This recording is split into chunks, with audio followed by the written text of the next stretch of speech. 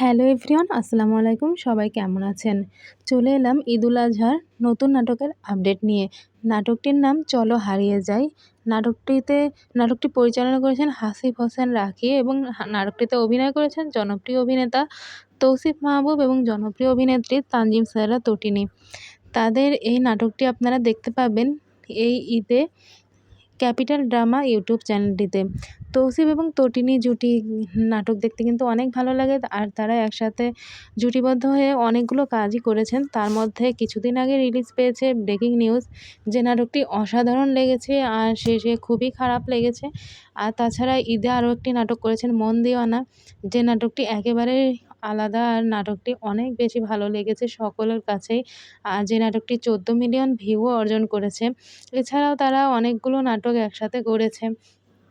তার মধ্যে আরও আছে লাভ সাব, যার জন্য তারা দুইজনই মেরিল প্রথম আলো পুরস্কার পেয়েছে। এছাড়া তারা করেছে মন বোঝে না, বসন্ত এসে গিয়েছে, প্রথম প্রেম, যেখানে প্রেম নেই, নয়নতারা। এছাড়া করেছে জোড়া শালিক, প্রেম ভাই, যেটি গত ঈদে এসেছিল।